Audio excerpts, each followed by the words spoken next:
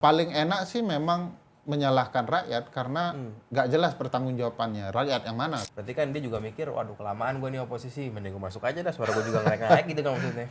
Iya, karena proses menjadi oposisi yang benar juga tidak dilakukan kan. Tapi kalau abang ngeliat sekarang Kaisang gagal nyalon, abang happy nggak?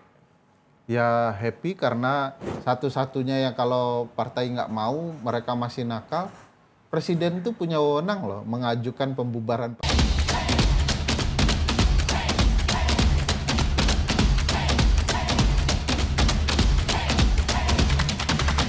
Oke, kita hari ini kedatangan bintang tamu nih, Bang Ferry Amsari. Selamat datang, Bang. Makasih. Woi. Bel. Welcome bang. Bang, Kamal. di suasana yang darurat gini Bang senyum-senyumnya lah, Bang. Darurat gimana? Menurut Garuda Biru ya? Garuda Biru. Nah, pertanyaan gua tuh gimana tuh, Bang? Nuansa kebatinan Abang lihat situasi hari ini itu loh. Kalau saya lebih tepat mau menyebutnya kekacauan ya. Kalau darurat biasanya kan memang seluruh tatanan sudah tidak berjalan ya. Jadi mungkin lebih tepat menyebutnya kacau karena semua berantakan. Ada putusan MK tiba-tiba diubah, mau diubah marah dulu publik baru nggak jadi begitu ya. Tapi begitu berjalan yang mau dilakukan oleh politisi adalah mencoba mengatur Mahkamah Konstitusinya dengan mau mengubah undang-undang MK-nya. Di semua sepertinya bukan lagi berjalan sesuai koridor hukum tata negara di bawah panji konstitusi gitu ya. Tapi sudah sesuai dengan kepentingan dan keinginan politisi. Itu problematikanya. Cuman kan gini juga, Bang. Walaupun peringatan darurat ini kan MK udah judicial review nih. Kemudian 7,5% atau turun tuh threshold untuk pilkada kan. Undang-undang mau diganti sama DPR. Cuman kan nggak kejadian pada akhirnya. Karena ada masa yang demo. Jadi peringatan daruratnya jadi batal gitu loh, Bang. Dan partai politik ini punya game changing yang baru tuh untuk mencalonkan tokoh-tokoh di daerah loh, Bang. Jadi mau dibilang kekacauan gimana nih maksudnya, Bang? Soalnya kan pada akhirnya DPR nggak jadi tuh ubah undang-undang pilkada gitu loh, Bang. Iya, esensi kacaunya kan masih ada ya, bahwa ada politik yang tidak bersandar kepada kepentingan konstitusional, publik luas gitu ya. Tapi kepentingan yang mau dikerjakan adalah kepentingan politik sesaat. Nah, khasnya kepentingan politik sesaat itu, begitu publik marah, dia berubah, dia belok seketika. Tapi bukan berarti mereka berhenti. Misalnya, walaupun putusan 60 itu mengubah landscape politik ya, minimal transaksi politiknya berubah, tetapi permainan politik kan masih sama. Maka dari putusan itu tidak banyak perubahan sikap partai dalam permainan. Dari 43 calon tunggal yang hadir sebelum putusan, tapi oleh putusan itu hanya berubah 2 daerah, sehingga tinggal 41 daerah calon tunggal. Artinya tidak signifikan. Karena orang berpikir mengakalin putusan itu lebih tepat seperti apa. Awalnya mereka mau ngakalin putusan dengan revisi undang-undang pilkada, gagal, orang marah, mereka buat paket lain yaitu kesepakatan politik agar tetap konsisten di ruang kota kosong gitu ya. Tapi kalau abang ngeliat sekarang Kaisang gagal nyalon, abang happy nggak? Ya happy karena dia gagal melabrak konstitusi, dia gagal melabrak aturan main bersama, dia gagal melabrak sesuatu pakem yang mestinya ada dalam politik, yaitu adab politik. Dalam politik kepemiluan itu wajarnya tidak ada perubahan aturan main mendadak. Nah ini dilakukan. Kakaknya berhasil, dia gagal gitu. Terus kalau tanggapan abang gimana tuh bang? Soal kemarin kan abang nih bareng-bareng nih sama PKS, PDI, intinya melawan Kim lah. Bisa dibilang kan satu jalan yang sama gitu ya. Meskipun mungkin abang bareng-bareng PKS ya. Meskipun abang nggak terafiliasi, tapi gimana tanggapan abang akhirnya ya PKS gabung juga toh gitu. PKS yang awalnya bersama kubu oposisi tiba-tiba pindah haluan ya. Iya. Ya kecewa lah ya. Tapi bukan, ini sama dengan pertanyaan Bel tadi, senang nggak? Ya senang, tapi tidak sampai berlebihan. Ya wajar saja, senang karena tidak jadi konstitusi Dursa. Ya nggak senang dengan PKS karena ya Ternyata haus kekuasaan, Bang. semua politisi akan begitu. Iya. Waktu dan tempatnya saja yang berbeda begitu ya. Termasuk PDI sekarang yang juga masih belum gabung gitu.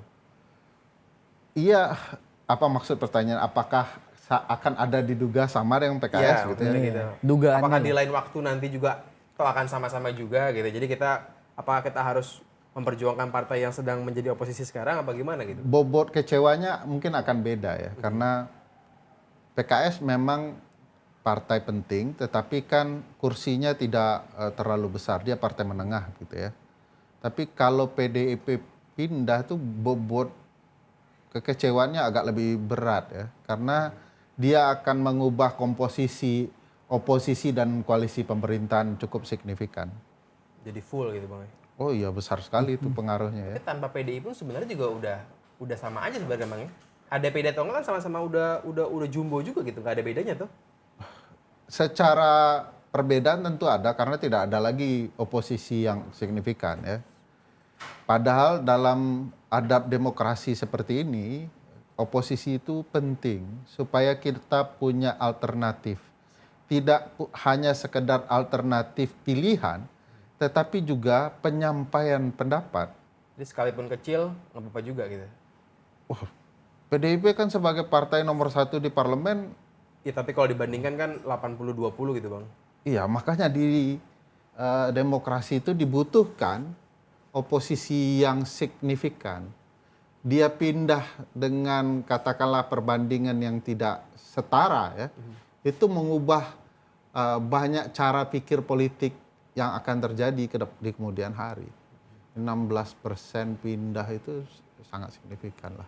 Ya jadi 100 genap gitu pokoknya. Ya nggak ada di dalam politik sebenarnya 100. Bisa saja mungkin sudah 150 sebenarnya atau kurang dari itu ya. Tapi harusnya PDIP bertahan kalau dia merasa bagian dari publik atau setidaknya saat ini dia sadar bahwa dialah satu-satunya yang bisa membawa publik ke arah yang berbeda. Harusnya ya. Sebenarnya gue ada pertanyaan yang ini juga nih. Menurut dosen hukum tata negara dulu deh. Kan kemarin ada yang, gue belajar juga Bang, fast track legislation ini loh Bang.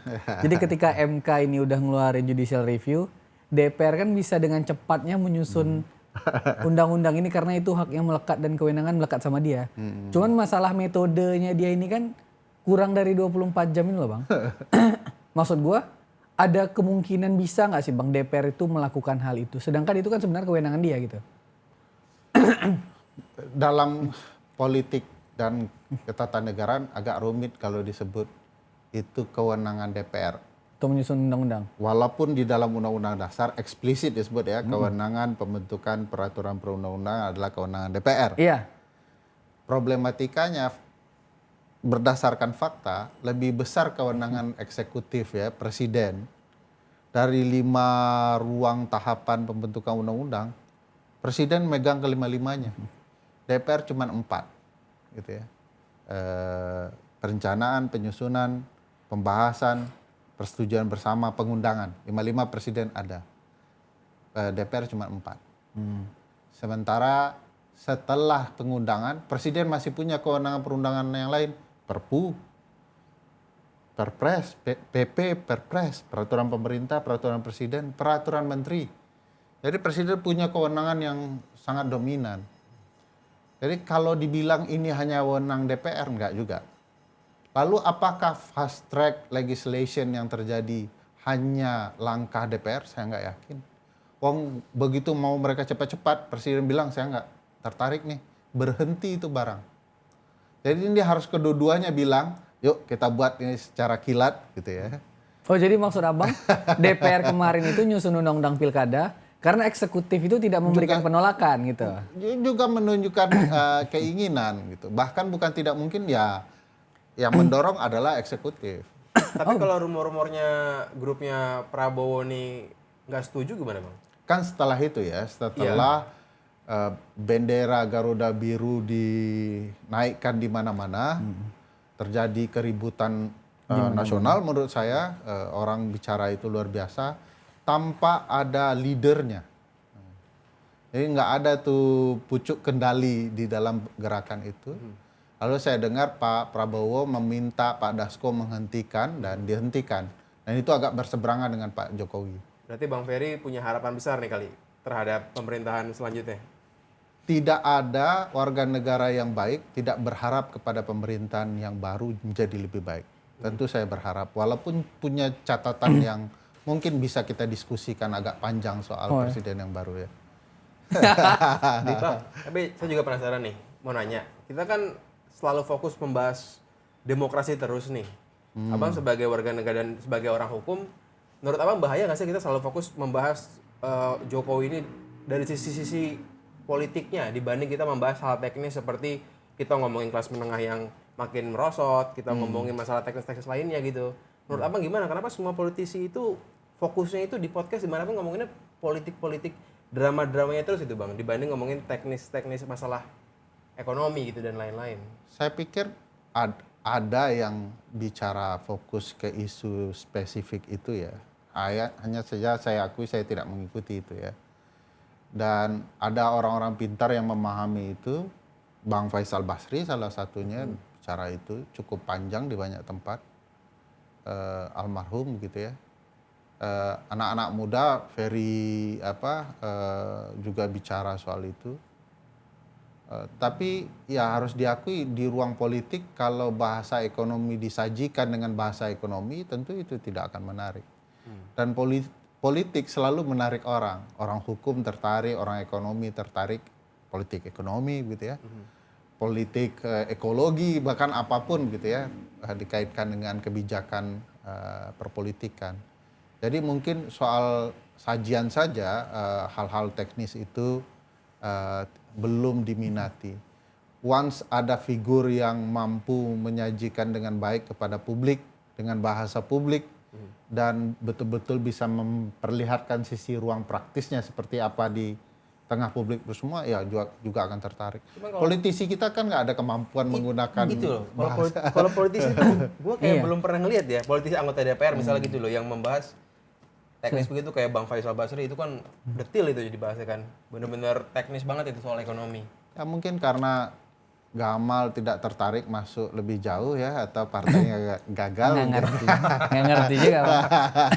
Cuman gue juga mau nanya ini Gam, kan abang juga bilang pilihan politik itu kalau ada alternatifnya lebih bagus. Seperti tidak melawan kota kosong gitu kan. MK ini udah mutusin supaya thresholdnya turun. Tapi kota kosong tuh tetap masih rame gitu loh bang. Yang kurangnya cuma 2, 3 gitu-gitu kan. Masih ada 41 loh kota kosong kan. Apa solusi terbaik bang? Supaya bentuk hukum semacam apa tuh? Supaya si pilkada ini, atau ya ini pada akhirnya langkah politik juga gitu ya. Supaya nggak lawan kota kosong bang. Sebenarnya solusinya banyak. Cuman tidak jadi pilihan politisi kita dan hakim konstitusi. Salah satu yang paling mudah itu adalah membuat rekayasa konstitusional persis pilpres. Pilpres itu tidak mungkin calon tunggal dan kotak kosong. Oh, kenapa? Karena partai dibatasi berkoalisinya.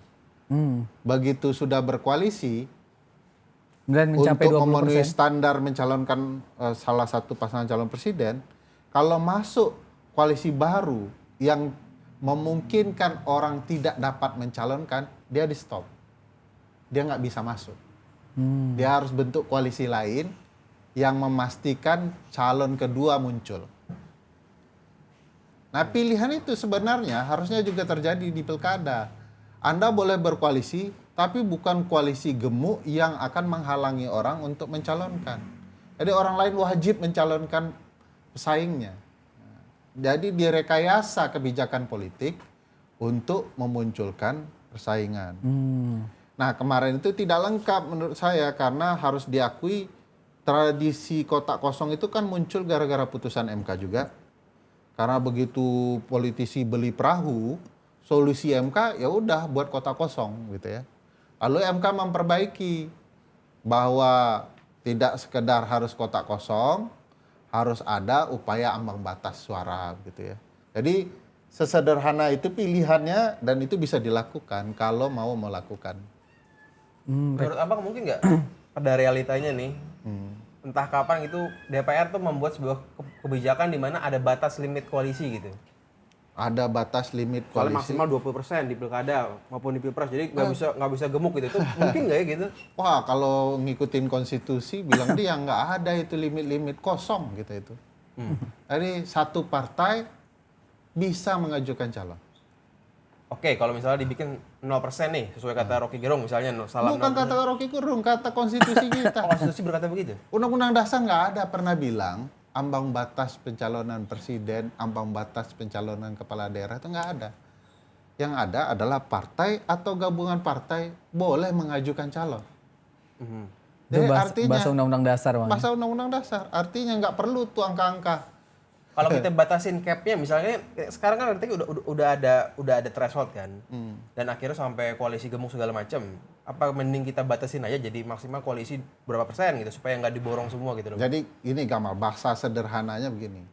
Kalau kita tidak taat dan patuh kepada konstitusi, aturan main, timbul kekacauan. Kenapa? Karena ada aturan main yang diciptakan untuk kepentingan orang lain.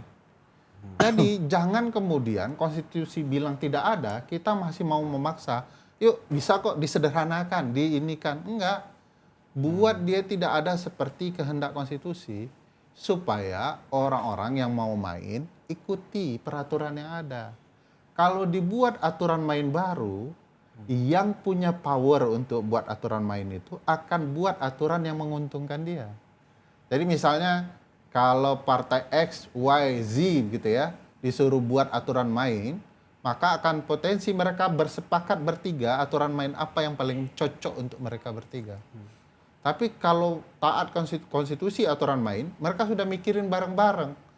Gimana cara menang yang patut gitu ya. Bukan merekayasa angka yang patut untuk kita bisa menang seperti apa. Oke. Jadi saya malah pikir gimana aturan, nggak perlu, pokok ikutin konstitusi. Oh, berarti Abang pro 0%? Kok pro? Dari dulu pro 0%. Pilpres, pilkada. Saya itu dan teman-teman sudah 3 atau 4 kali mengajukan permohonan ini ke MK. Nggak lolos-lolos, Bang. Kalah terus. Padahal sudah dijelaskan, kita sandingkan pasal 6A ayat 2 dengan pasal 222 Undang-Undang Pemilu. Perlihatkan, ini pasti menentang konstitusi ini barang. Nggak perlu ilmu tinggi-tinggi gitu ya. Tapi kenapa muncul pasal threshold, pasal 222 di Undang-Undang Pemilu? Ya karena itu tadi, supaya yang paling dominan di parlemen ingin menang sekali lagi. Berarti harusnya asal partai dia lolos verifikasi, nyalon capres tuh boleh harusnya Boleh. gitu? Asal lolos verifikasi aja gitu ya? Yes. Sesederhana itu. Sesederhana itu. Nah, Bang, pasti ini timbul pertanyaannya gini, Bel. Gimana? Pasti timbul pertanyaannya, loh kalau gitu calon presiden kita banyak. Ada 2 hal jawabannya. 1, kalau banyak calon presiden, emang kenapa?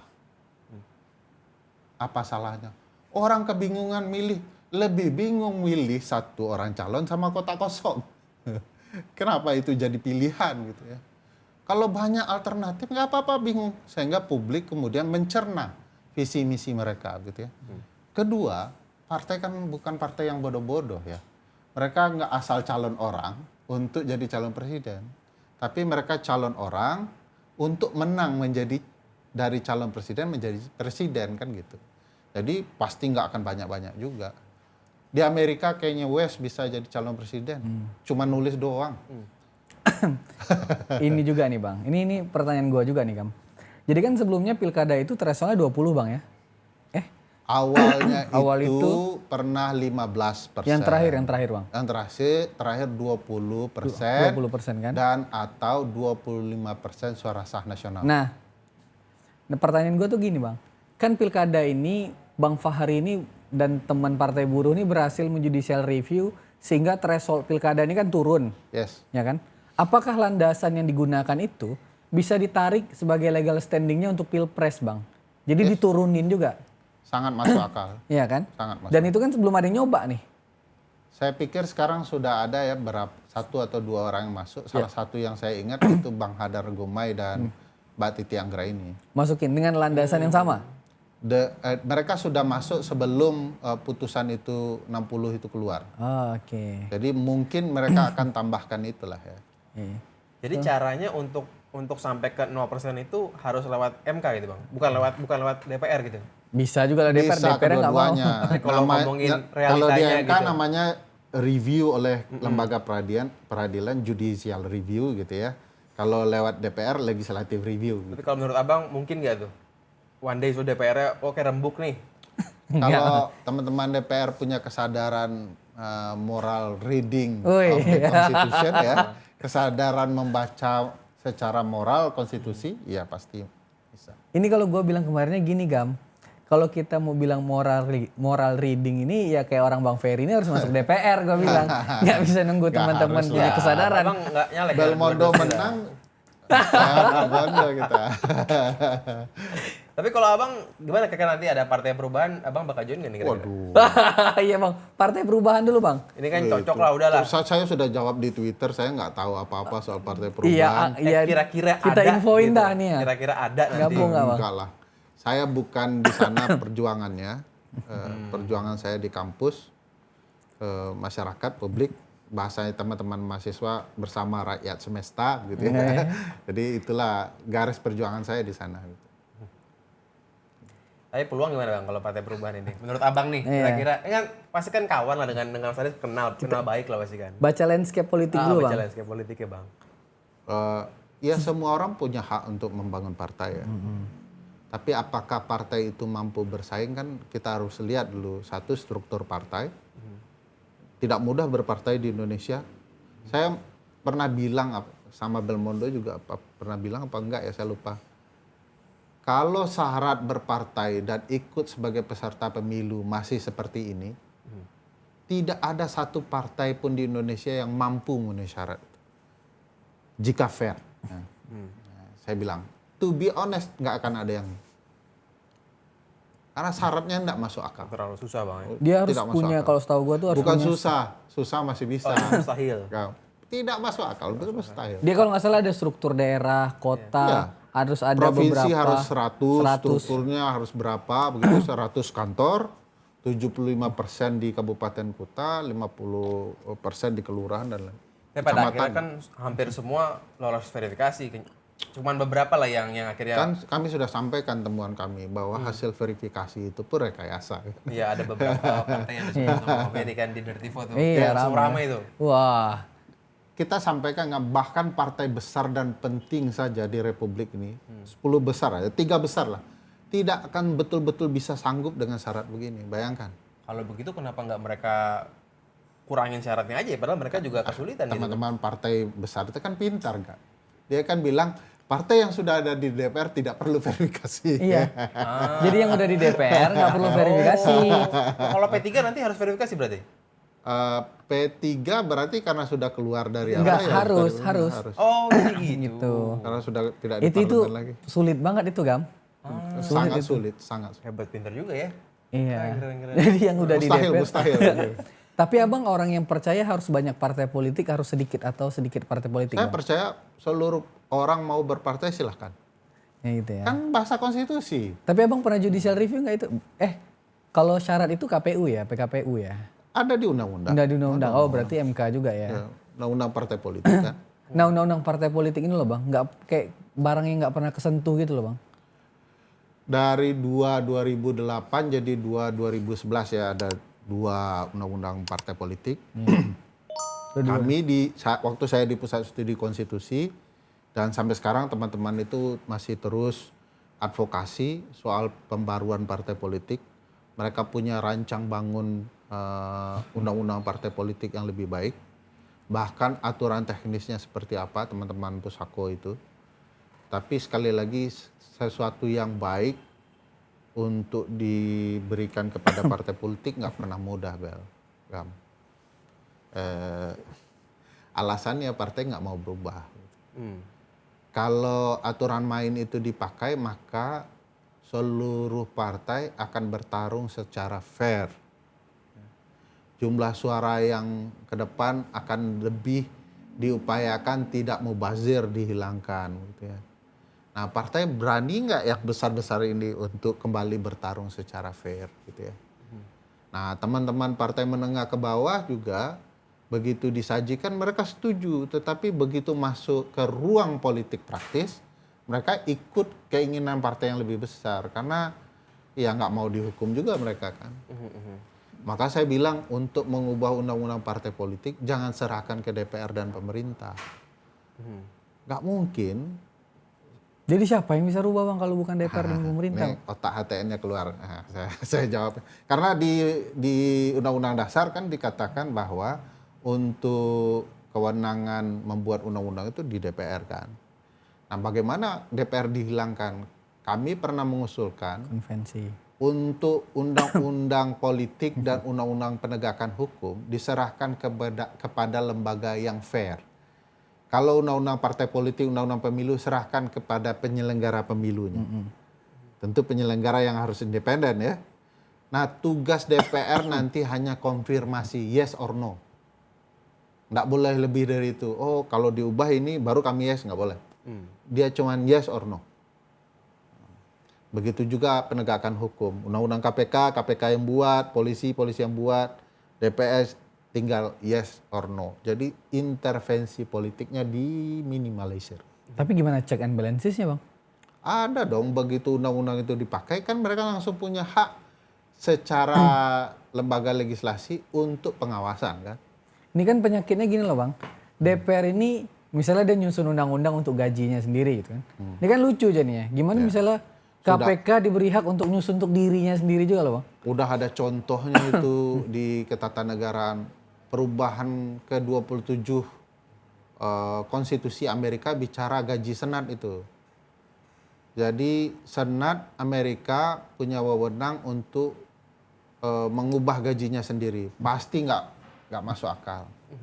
Oleh seorang mahasiswa dibilang ubah mekanismenya. Mahasiswa ilmu politik itu. Dia tantang profesornya kalau mekanisme perubahan begini nggak masuk akal. Ternyata berhasil mahasiswa itu menampung respon publik, terjadi perubahan.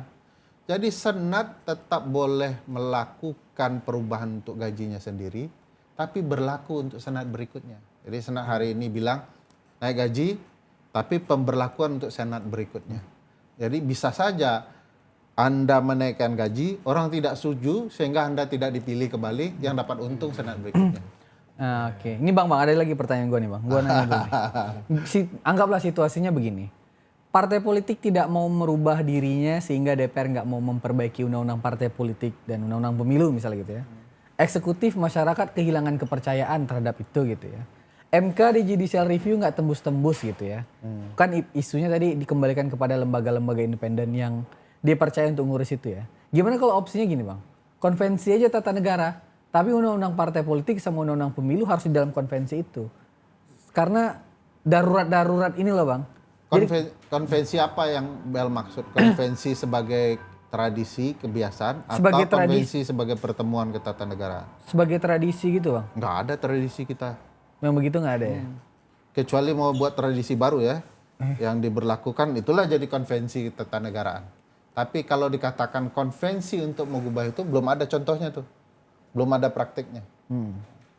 Satu-satunya yang kalau partai nggak mau, mereka masih nakal, presiden itu punya wewenang loh mengajukan pembubaran partai politik ke MK. Bisa itu? Belum pernah dipakai itu barang. Bisa tapi itu? Bisa. Peluangnya ada gitu Bang? Ada, pasal 24C Undang-Undang Dasar. Tapi kan masalahnya presiden ini kan kader partai. Kader partai siapa? Kader partai siapa yang ngusung. Iya, tapi gimana dia kan perlu backupnya partai juga dong untuk kebijakan-kebijakan dia, nggak mungkin dia ngelawan partai kan maksudnya? Ya memang harus diakui hak mengajukan pembubaran partai oleh presiden itu adalah kewenangan yang muncul di undang-undang. Di undang-undang dasar nggak ada itu barang. Hanya ada wewenang pembubaran partai politik di Mahkamah Konstitusi. Siapa yang mengajukannya nggak ada. Hanya ada di undang-undang. Kalau mau terbuka, mestinya siapa saja yang mempermasalahkan partai bisa kemudian mengajukan permohonan pembubaran partai politik di Mahkamah Konstitusi. Tertentu gitu ya, partai tertentu gitu. Partai tertentu, tentu yang melanggar aturan hukum ya, misalnya korupsi, manipulasi, rekayasa, yang melanggar konstitusi lah. Gitu. Bukan karena partai itu dibubarkan atau gantung karena berbeda dengan Menteri Hukum dan HAM partai lain. Nah itu nggak fair itu. Iya. Masyarakat bisa ngajuin nggak sih Bang, ke MK? Ada nggak? Dia frasa presiden doang ya? Kalau di undang-undang tidak bisa, presiden tuh. Tapi kalau menurut Tafsiran abang. bukan tafsir, teori konstitusinya, Ini gue suka. ya nih. boleh. Karena di undang-undang dasar nggak mungkin kalau posisi presiden sangat penting, kenapa tidak disebut aja langsung di undang-undang dasar? Kenapa harus melalui undang-undang? Jadi menurut saya undang-undang dasar itu membuka kesempatan ada orang tidak nyaman dengan partai atau siapapun mengajukan ke MK, MK yang menilai apakah dia punya standing untuk mengajukan pembubaran itu atau bagaimana. Tadi kan abang bilang presiden ini kuat banget kan posisinya kan. Iya. Kira-kira apakah akan lebih baik jika presidennya itu non partai menurut abang? Kenapa disebut sistem presidensial kan karena memang presidennya kuat. Kalau parlemennya kuat, parlementer namanya begitu ya. Kalau banci dia antara parlemen kuat, presiden kuat, ya mix sistem, campuran gitu ya. Presiden dalam sistem presidensial ya memang perlu disupport partai. Satu-satunya yang membuat dia kuat, ya mestinya dia orang partai. Kalau misalnya dia bukan orang partai, Ini sudah menjelaskan ya bahwa saya bukan pendukung Anies 100%. klarifikasi Iya. nih. Ya, bahwa memang dalam sistem presidensial kalau presiden mau kuat harus ada support partai. Kalau enggak dia jadi lemdak. Jadi dia perlu orang partai. Dia perlu sebagai menjadi orang partai. Ya. Cuman partai kita perlu preferensi publik. Publik pemilih tidak semuanya suka dengan orang partai. Dia kadang-kadang malah memilih orang yang jauh dari partai. Masalahnya kan kita sebagai publik bingung juga, partai nggak ada bedanya, kita mau pilih siapa juga bingung gitu bang. Ya karena proses kaderisasi di partai nggak jalan. Partai A, B, C, ya semuanya. Coba saya tanya, apa yang rusak dari kasus Nisa Ahmad? Oh yang kader ini loh. Itu yang PAW itu. Bukan PAW itu. Yang PAN Jawa Barat yang dilantik itu Bukan loh. PAW itu, Gam. Itu bukan PAW? Bukan. Kalau PAW itu apa, Gam? Gam sudah duduk dulu, partai tidak nyaman, menemukan kesalahan, Gam diberhentikan, masuk Ferry Amsari. Itu PAW. PAW itu, antar waktu. Ini belum disumpah, udah dipecat. Dulu pernah terjadi nggak? Pernah. Bahasa PAN gini bang, dapat penugasan baru. Itu bohong. Dulu pernah terjadi juga. Mulan Jamila 2019 itu tidak terpilih. Dia peringkat 5, dipecat 4. Naik dia sebelum disumpah. Apakah pernah terjadi tempat lain? Banyak. Ada di Depok, ada di Makassar, banyak tempat. Jadi partai tidak menghargai pilihan pemilih. Jadi kita itu hampir bisa dipastikan tidak serius dalam pemilihan. Jadi rakyat tidak dihargai. Nah itu gimana bang? Itu kan selalu terjadi setelah kita nyoblos. Nah, Harusnya itu gimana ya supaya setelah nyoblos pun kita nggak kecewa gitu maksudnya. sistem demokrasi kita itu tidak pernah fair kepada publik. Makanya Belmondo sebagai orang Aten suarakan dong melalui partainya. Sistem HTN apa yang fair bagi publik? Contoh misalnya. Aku kenapa gua lagi duduk jadi host ini. Contoh. Oke bang. Contohnya kalau hak pilih ada di kita, memecat juga harusnya ada di kita dong. Kalau hak memilih di kita, terus hak memecat ada di ketua partai yang ditakuti. Demokrasi internal di partai nggak hidup karena semua kader partai menyembah kepada ketua partai, takut. Jadi akan selalu kecewa kita bang. Iya, pasti. Makanya partai itu adalah partai, bukan perusahaan keluarga yang dinamakan partai. Tapi kalau di tangan kita itu Gimana metodenya? Metodenya iya, hayalannya gimana? Metodenya gimana? Siapa yang pegang kendali kan gitu? Kita kan banyak gitu. Ada contoh negara yang melakukan itu nggak sih? Oh iya.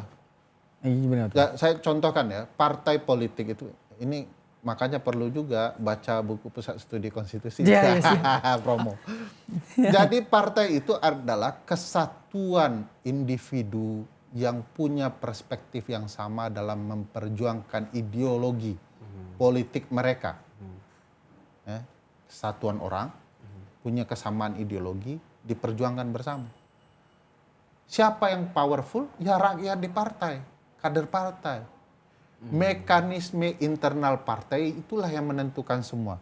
Siapa ketua partai, siapa kader partai yang akan jadi kandidat, bagaimana kemudian konflik partai diselesaikan. Di kita ada nggak? Nggak ada. Di orang lain ada nggak? Ada. Mohon maaf, partai mana yang iuran internal kadernya rutin setiap bulan? Ya, gue kemarin nggak ada iuran. Lu kan kader partai. Lu kan juga nggak ada iuran. Saya mau mulai. Itu sudah mengindikasikan partai kita tidak ada partai yang profesional. Partai tidak dari kader. Darah yang menghidupkan partai bukan dari sumbangan kader. Tapi orang yang paling dominan. Sehingga semua harus patuh kepada penyumbang dominan itu. Ya itu kader-kader ini. Meskipun ada suara dari ranting-ranting kan untuk ketua partai gitu. Yang agak mirip nih, jujurnya ya, yang agak mirip ke arah mendekati profesional itu makin lama adalah PKS. Oh iya, sedekah-sedekah bareng gitu loh Bang. Bukan, dulu mereka sedekah. Begitu mengatakan kami ada kok sedekah kalau ada masalah rutin. Terus itu dibilang itu masih belum profesional. Yang profesional memang ada iuran berkala bulanan untuk menghidupkan partai. Itu kita omongin ke seluruh partai loh. Di PSI itu kita pernah datang waktu di Wahid Hasim. Kita sampaikan ke Raja Antoni mau profesional harus ada iuran. Itu yang akan, kalau belum sanggup sekarang, mulai dari sekarang. Mulai dari yang paling kecil, berapa? 2.000, 5.000 per bulan. Itu harus dilakukan supaya kader punya sumbangsi dan ingin menggerakkan partai. Kalian jangan macam-macam buat kebijakan ini. Uang dari partai juga sebagian dari kami. Bisa ngancem lah gitu Bang. Iya. Jadi kalau ada orang yang bilang konsep partai politik itu harus dihidupkan juga dari APBN, itu benar atau salah? Lebih bagus mana, dari APBN atau dari kader? Kan kami dulu sempat masyarakat sipil itu antipati sumbangan negara untuk partai. Karena partai tidak betul-betul pernah serius untuk memperjuangkan publik. Tapi kami tahu partai itu disumbang oleh banyak pemilik modal. Pemilik modal itu kan partai ABC beda-beda mereka sumbang tuh sebagian-sebagian gitu ya. Dengan tujuan ya mereka punya kontribusi dan mau bisa mengendalikan somehow ya partai politik.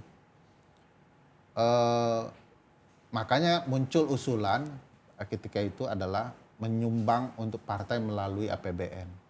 Dan itu disepakati oleh banyak teman-teman masyarakat sipil ya. Sumbangan untuk partai, untuk membantu partai kebutuhan harian partai. Cuman partai kan ingkar janji. Setuju dengan syarat kan, kami dorong, bantu. Ada dua yang diingkari partai. Satu, harusnya perubahannya melalui undang-undang tidak dilakukan, malah dilakukan melalui PP. Peraturan. Kedua, pertanggungjawaban anggaran. Itu nggak pernah dilakukan. Tapi bukannya jumlahnya kekecilan itu Bang, yang ada sekarang itu? Ada yang mengusulkan untuk dalam beberapa negara kayak Turki itu dari 75% hingga 100%. Masyarakat sudah tulus, partainya yang nggak tulus. Gimana caranya mau mendorong lebih dari Rp1.000 itu kalau ternyata laporannya nggak jelas kan? Jadi benerin dulu laporannya, baru naikin mungkin menurut Abang kayak gitu. Ini kan soal trust publik. Kalau uang yang disumbangkan dilaporkan, tentu publik akan. Kami juga terbantu kan pertanggungjawaban kami dalam berkampanye, beradvokasi adalah publik. Kami tidak boleh membuat publik galau merasa apa yang kita dorong itu jauh dari harapan publik. Jadi begitu bilang, partai sudah mulai bertanggung jawab, publik pasti akan support. Tapi kan kampanye itu mahal banget ya Bang. Maksudnya berapa harus dikasih? Bukan kampanye kita yang mahal, cara kita berkampanye kita yang salah. Contoh di era modern begini, seberapa penting sih spanduk-spanduk ini di luar ini? Wah ini Belmondo Bang. Waduh, Nggak penting lagi tuh. Gue udah dapat tipsnya kemarin dari Bang ini. Sekarang kalau dibuat kesepakatan dilarang kampanye APK itu, pasti. Tapi kan PSI nggak mau APK karena Bang Jeffrey kan Bang punya jangan bisnis tunjuk juga. ke gua, Bang. Gua host hari ini ya. Tapi di luar Gua APK merasa bersalah gitu ada jadinya. traktir orang, dangdutan. Di luar APK juga banyak kan bang? Iya karena kita cara berkampanye kan dadakan. Ya lu kalau berkampanye murah tiap minggu jalan CFD. Jadi cara berkampanye kita itu udah 5 bulan dekat hari H baru semua jor-joran. Padahal kan harus ada program dibangun. PSI dong berkampanye dong hari ini untuk 5 tahun ke depan. Bang sebut partai lain Golkar, Nasdem Golkar gitu. ini the grand old partinya aja old school betul kan cara berkampanye. Harusnya udah 5 tahun sekarang berkampanye. Melalui apa? Program yang Tapi diciptakan. kalau ada yang bilang salah rakyatnya karena gampang lupa. Terus kalau di ngomongin program juga nggak mau denger, maunya denger happy-happy, itu gimana bang? Paling enak sih memang menyalahkan rakyat karena nggak jelas pertanggungjawabannya. Rakyat yang mana kan gitu ya. Rakyat senang nggak disajikan ada hiburannya? Pastilah. Emang teman-teman nggak suka tiba-tiba ada musik, dangdutan, ada stand up komedian ya suka lah. Tetapi kan harusnya partai punya kesadaran untuk mendidik publik. Kalau cara mendidiknya dengan dangdutan, ya yang dihasilkan adalah perwakilan dangdutan juga. Kalau soal gampang lupa gimana bang? Kayak PKS katakan udah 10 tahun tapi juga suaranya segitu-gitu aja gitu. Berarti kan dia juga mikir, waduh kelamaan gue nih oposisi, mending gue masuk aja dah, suara gue juga naik-naik gitu kan maksudnya. Iya, karena proses menjadi oposisi yang benar juga tidak dilakukan kan. Kan oposisi itu bukan sekedar berkata tidak dari lawan kan. Tapi apa yang kemudian tertanam di publik pemilih. Kalau kemudian berkata tidak kepada koalisi pemerintah saja, lalu dibilang oposisi, segampang itu banget jadi oposisi. Ya akhirnya ya yang dikatakan oposisi lapar kan, karena tidak dapat jatah. Tapi kan harus berbeda.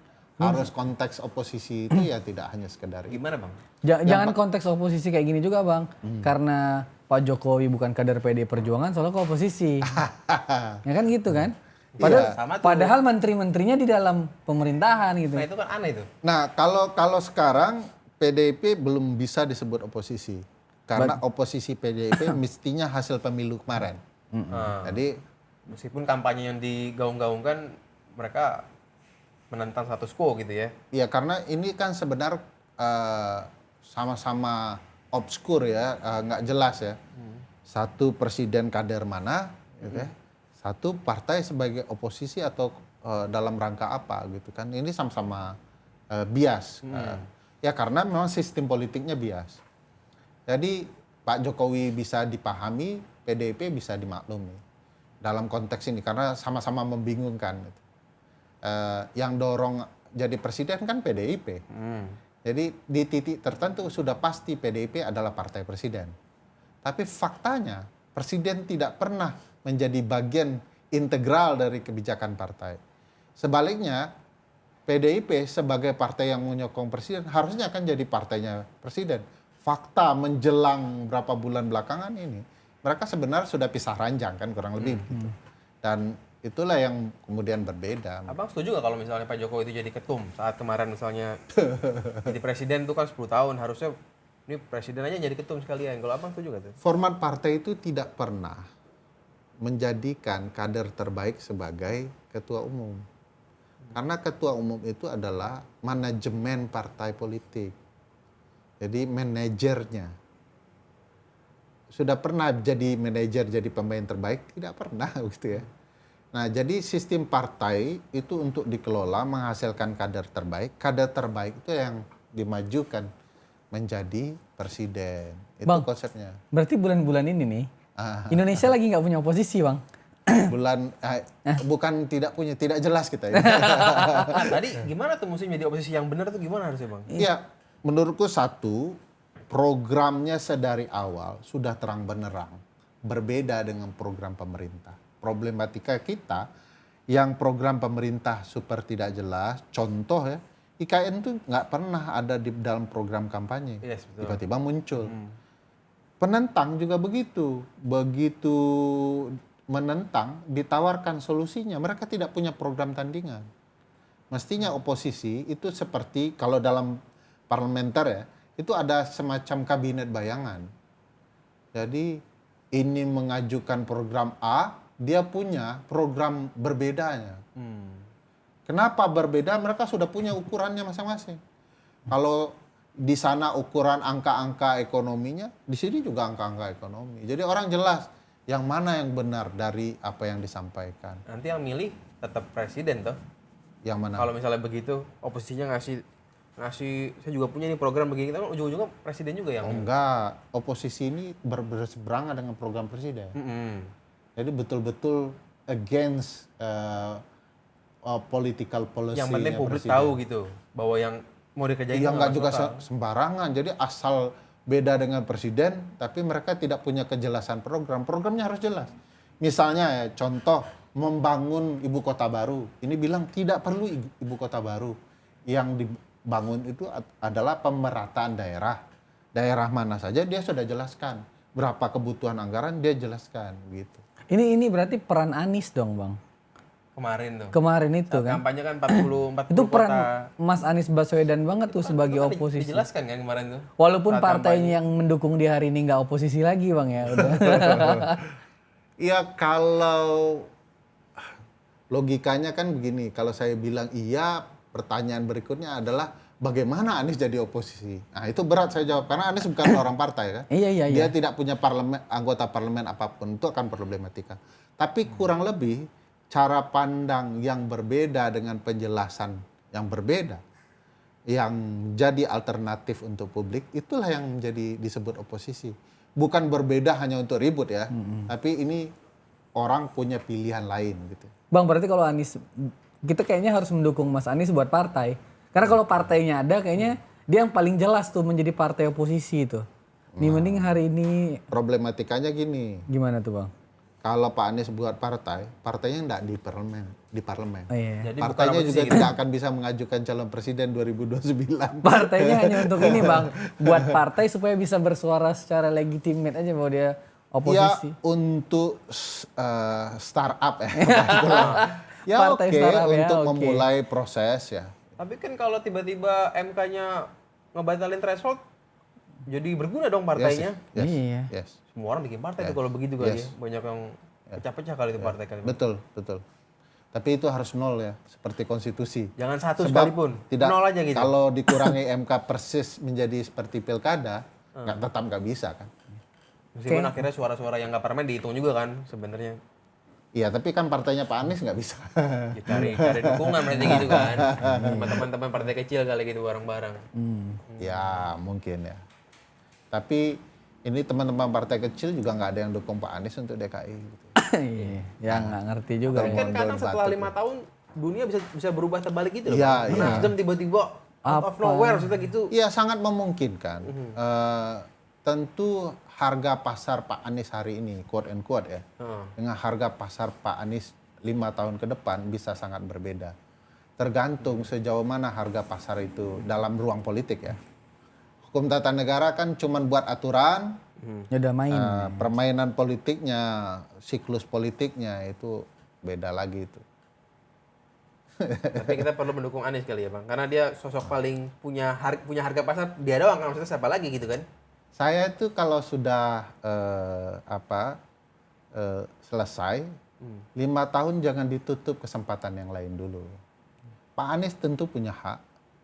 Dia harus bersumbangsi 5 tahun itu kepada publik. Kan nggak mungkin kerja dia yang lalu itu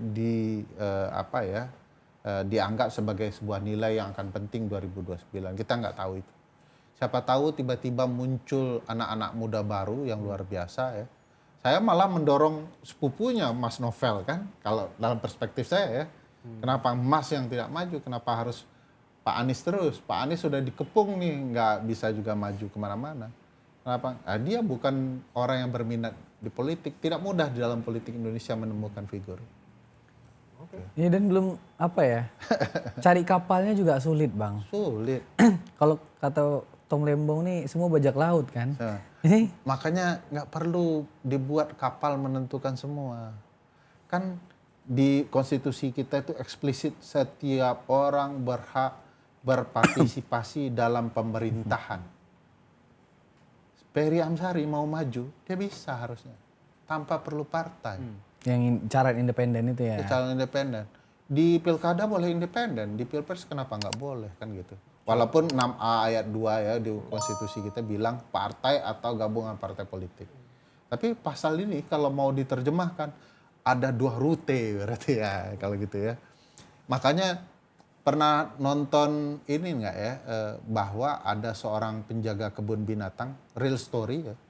Tiba-tiba dia pingin aja jadi calon presiden Amerika. Ya udah datang ke Komisi Pemilihan Umum, minta namanya ditulis di ballot ya, kertas suara. Dia tinggal sebab selalu ada kotak kosongnya untuk siapapun bisa nulis nama. Makanya Kanye West datang ya, tiba-tiba gila-gilaan dia ikut jadi calon presiden. Oh, Indonesia berapa tahun lagi Bang kira-kira akan seterbuka itu katakan? Saya merasakan banyak perbedaan. Teman-teman muda hari ini akan jauh lebih terbuka. Mereka tidak takut persaingan yang berlebihan seperti politisi tua.